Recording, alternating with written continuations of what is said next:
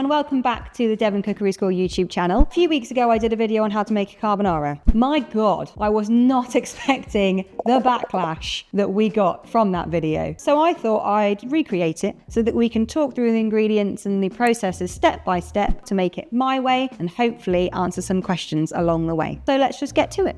Okay, so let's start with our ingredients. I'm going to talk you through these more as we go. So we're going to use pecorino cheese, so a nice hard cheese. We're going to use a smoked pancetta.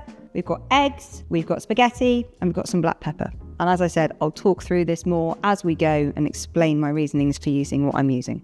So let's start with our eggs. We need to get these split. So I'm just going to use the yolks for this today. So I'm going to start by splitting 3 eggs. I just want the yolks, and the way I do it is I pour it into the bowl and then I scoop the yolk with my fingers out.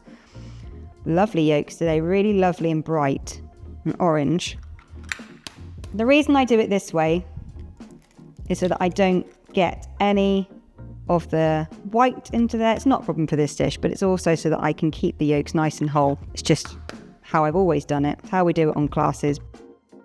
Splitting these up like so, and pop those into a bowl for later. Done. And if you don't want to get your hands in there, you can go from shell to shell, but you've just got to be so careful because these are quite sharp. You're at risk of breaking your yolk. So I'm going to move this to the side and go on with the next part. Okay, next up, our cheese. So I'm using a pecorino for this, which is actually the authentic way of doing it. Some of the comments I had were saying that you should use Parmigiano Reggiano. It's not accurate, but yeah, fine, use it. And I'm just going to grate this on a fine grater. This is a microplane. You don't want really big stringy bits in there. So just a nice fine grate on that one. I'm kind of doing this amount with feeling. I'll probably put some more on top. But this pecorino is a lovely, quite salty sheep's milk, and it's going to work perfectly with this dish. Okay, that's enough cheese. I'm just going to scoop that into this bowl for now so we can use it later. Next up, I need to make my paste. So as we all know, or we should know, there is no cream in a carbonara. That's just not the done thing. The way to make it creamy is we're going to make a paste using our egg yolks and our cheese. So I'm going to take an amount of cheese, pop that into here, make a lovely paste. I'm going to use some of this later, the extra cheese for on top, because more cheese is always cheese. Look at the colour of that, gorgeous. Yeah, a little bit more cheese. More. And then I'm also going to pop a little bit of black pepper in here as well. So just a little bit of heat and a little bit of bitterness that comes from that. Into there. Be quite generous. Mix that through, and then that's the next stage done. So really it's a very quick dish. I'm doing it nice and slowly, but this is like the original 10 to 15 minute meal. Okay, all sorted. So now we are going to cook off our pancetta. So yes, I am using a smoky pancetta. I'm not using guanciale. 80% of the comments were, that's not guanciale, that's not guanciale. I'm using things I can find in the supermarket, guys. Cut me some slack. It's not middle of Lidl on a Tuesday in February where you can randomly get guanciale. It's just a bit of dinner. I'm going to start cooking this off and I'm going to start rendering it down quite nice and low. So if you start with a cold pan, when you're cooking off something like pancetta, you can render the fat out and get a slight crisper note on it. Start doing that now. So a little bit of oil, then my pancetta. Triggering, I know. Pop that into there.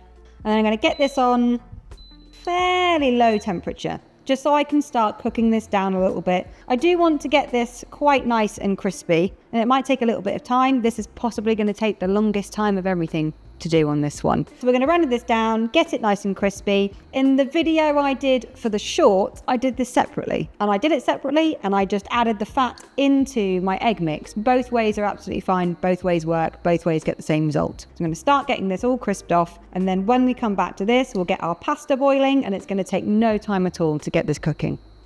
Okay, so my pancetta has rendered down and I've got some lovely colour just in the bottom of the pan and a little bit of crisp coming on the pancetta. The reason that you start with a cold pan and bring it up is so that you can render the fat out slower, and then you don't end up with it being chewy. If you go into a hot pan and get this really hot and fry it, you'll get the colour, but that pancetta might just stay a little bit chewy as the fat's not rendered. And all of this lovely flavour underneath is going to give really gorgeous colour and flavour to your carbonara. I'm going to turn this off for now, and the heat, because it's a stainless steel pan, will keep in here. I'll turn it back on later, but we don't want this to be too hot. So we'll turn it off for now, and we're going to get some water boiling for our pasta. So next we're going to boil our pasta. This is quite a salty dish. So you've got your pecorino is quite salty, your pancetta is quite salty. I am going to put a little bit of salt into the pasta water, but I don't want to do too much. It's a lot less than I'd normally do for a pasta dish. So I'm just going to use some table salt for this and just pop about a teaspoon of that into there. I can always season it and taste it at the end, but if you go too salty with this, you're going to end up with a very salty dish at the end. Then I'm going to go with my spaghetti. You could use tagliatelle in this, bucatini is very nice. I'm going to just get this in here. Quite a generous portion for one this. I've not really, I won't lie, I've not measured the pasta. I just did it by feeling, and I'm just popping this down in here. And you do want quite a good boil on this, so a rolling boil. And what will happen is, as this all cooks down into here, the water will roll and it will start to boil and it just won't stick together as much. Don't need any oil in your pan, just keep it going. Just keep that boiling, keep that rolling ball going. And then when that's ready, I'm going to go straight from here into here.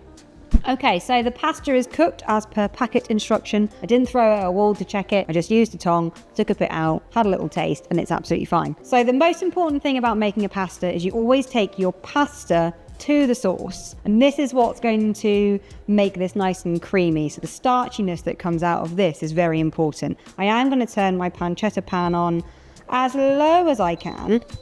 I'm just going to move this pan over and just lift it over here like so. I'm not straining it, there's no colanders involved, there never should be.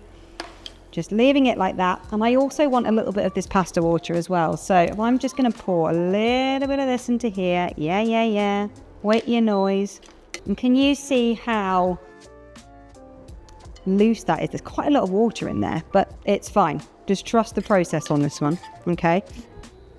I'm going to get my paste into here. And this is where we need to be really careful with the heat. If I go too high, I'm going to end up with cheesy scrambled eggs in here, and that is not, it's not a delicious thing, that actually. I'm just going to get this maneuvering in here, get this cooking away, and you can see it's already starting to become nice and creamy in here, and just keep this going. I quite like my carbonara quite loose.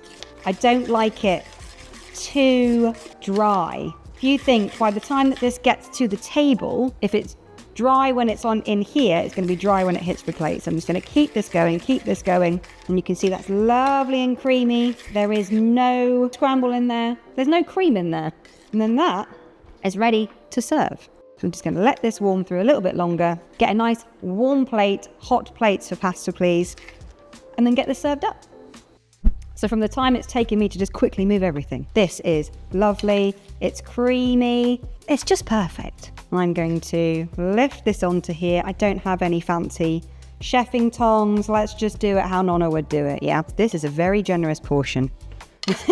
Get this onto here. Well, let's get it all in there. It's not the prettiest dish, but my gosh, is it delicious? Yeah, it doesn't need more cheese on it, but I'm going to do it anyway. More cheese is the right amount of cheese. And then that is carbonara. No faff, as traditional as I could physically make it. Lovely, rich, creamy. This will wait for no one, so you want to get stuck in straight away. Nice and creamy, nice and smoky, absolutely delicious. I'm sure I've still triggered some people, but apparently there is no right way to make a carbonara. But here it is. Thank you so much for watching, everyone. This is how I would make a carbonara. Hopefully I've not triggered too many people. If you have a different recipe, I'd love to see it in the comments. The recipe for this one is on our blog on the website, and if you'd like to see more videos, you can check them out here.